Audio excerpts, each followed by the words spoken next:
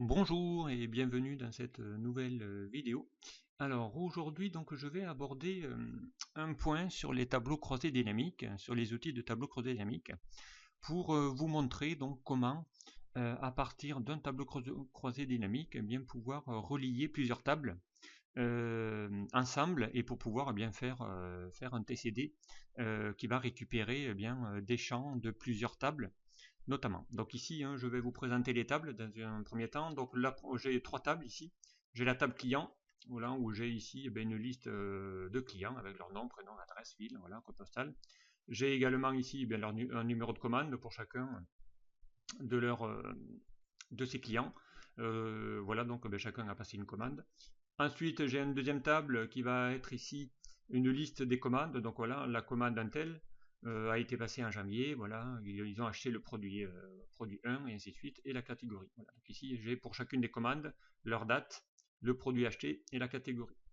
Voilà. Le paiement, ensuite j'ai une troisième table donc qui va être le détail des commandes avec ici encore une fois le numéro de la commande, le prix unitaire, la quantité, le montant, le type de paiement si c'est par carte bleue, espèce, ainsi de suite, et le statut du paiement si c'est payé ou pas payé. Voilà, donc ici j'ai trois tables et je voudrais donc réaliser un tableau croisé dynamique qui va donc ici vous permettre de pouvoir bien faire construire votre TCD à partir de ces trois tables. Alors, la première étape, pour pouvoir ici donc utiliser cet outil du tableau dynamique, quelque chose d'important, c'est qu'ici, je vous le mets, mais voilà, je vais même le mettre en rouge, ce n'est uniquement ici possible qu'à partir de 2013, donc en Excel 2007 ou 2010, cet outil n'est pas disponible, puisqu'on ne peut pas relier des tables donc avant la version 2010. Donc voilà, donc c'est possible à partir de 2013. Du coup, j'ai ouvert Excel 2013 qui va vous permettre ici de pouvoir faire ça.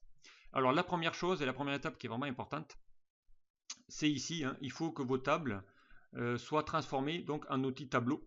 Donc je vous rappelle ici, toutes mes tables ont été transformées et mises sous format de tableau. Donc en rappel de comment transformer vos tableaux, vous vous mettez sur votre liste et vous pouvez ici dans l'onglet insertion, cliquer ici sur tableau, ou alors vous sélectionnez votre tableau et vous lui dites ici d'aller insérer, donc transformer dans l'onglet accueil, mettre sous forme de tableau. Voilà, et ici vous choisissez un style que vous voulez donner à votre tableau. La deuxième étape, c'est une fois que vous avez créé votre tableau, c'est de leur donner un nom. Donc ici, je les ai renommés, plutôt de les laisser en tableau 1, tableau 2, tableau 3. Donc ici, j'ai la liste de mes commandes, donc je l'ai appelé tes commandes. Voilà, la table concernant mes paiements, je l'ai appelé tes paiements. Et les clients, donc je l'ai appelé tes clients. Voilà. Donc ici, j'ai transformé mes trois listes en tableau et je leur ai donné un nom. Donc à partir de là, on va pouvoir ici, ce serait l'étape. Donc l'étape 1, c'est de mettre sous forme de tableau et les renommer. Ensuite, donc on va sélectionner un tableau et on va commencer à créer le tableau croisé dynamique. Donc on peut prendre par exemple le tableau des paiements, c'est pas grave. On se met ici sur celui-ci et on va donc bien créer notre TCD. Donc on va faire insertion, tableau croisé dynamique. Voilà, donc la première étape, important, donc vous voyez, le fait d'avoir mis sous le format tableau, il va automatiquement détecter toute la plage, donc voilà, pas besoin d'aller la sélectionner. Là, moi je vais lui dire, sinon il va créer une nouvelle feuille, mais là je vais lui dire d'aller créer ça dans une nouvelle feuille.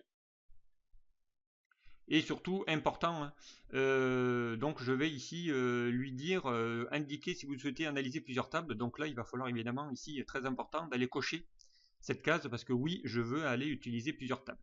Voilà, donc maintenant, je vais lui dire ici d'aller quelque part, donc je vais le faire ici juste à côté. Voilà, on va se mettre un cellule à 1.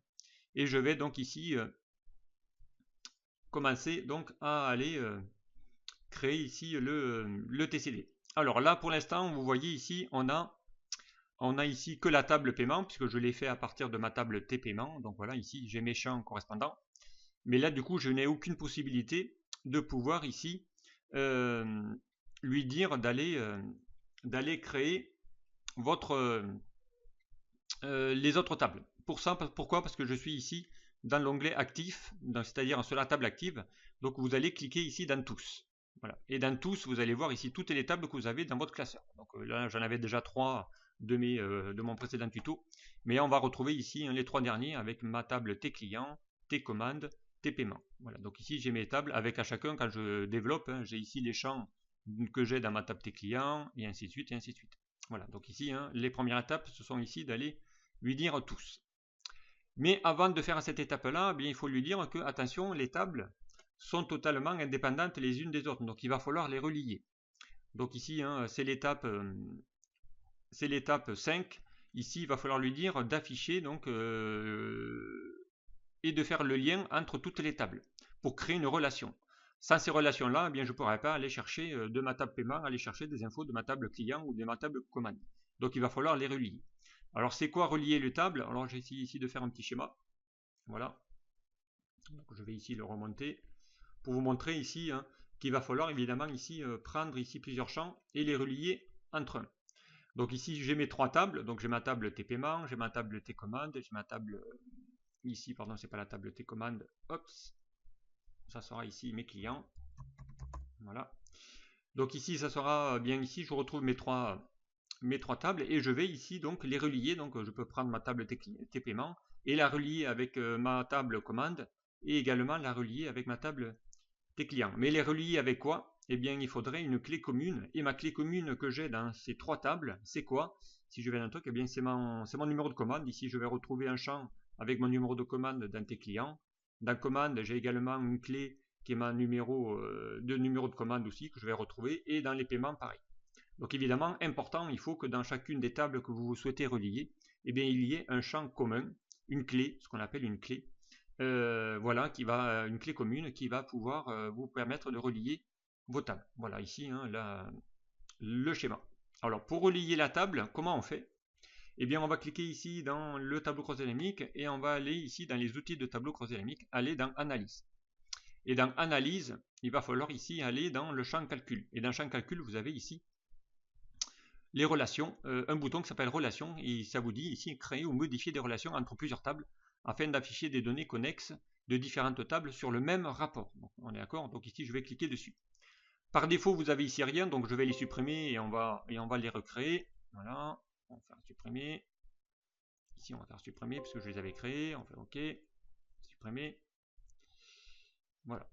Et à partir de là, donc ici, normalement, quand vous les avez créés, bien évidemment, vous avez ici aucune relation. Donc, ils vont vous demander ici de les gérer. Alors, pour les gérer, eh bien ici, on va faire nouveau. Et dans nouveau, donc, on va ici bien récupérer. Il vous demande ici quelle est la table à aller lier. Donc ici, je vais aller chercher ma table T paiement. Il vous dit ici quelle est la colonne de clé commune. Donc ici, bien, ça sera mon numéro de commande. Je veux l'associer avec quoi? Avec ma table commande. Et la table commande, donc eh bien pareil, hein, là il le détecte automatiquement, il vous dit eh bien le numéro de commande. Et je fais OK. Donc là je viens de relier ma table T paiement avec mon champ commun numéro de commande et avec ma table T commande et le champ numéro de commande. Je vais en rajouter une autre, donc ici je vais faire nouveau. Là je vais reprendre de nouveau ma commande T paiement que je vais ici associer avec mon numéro de commande.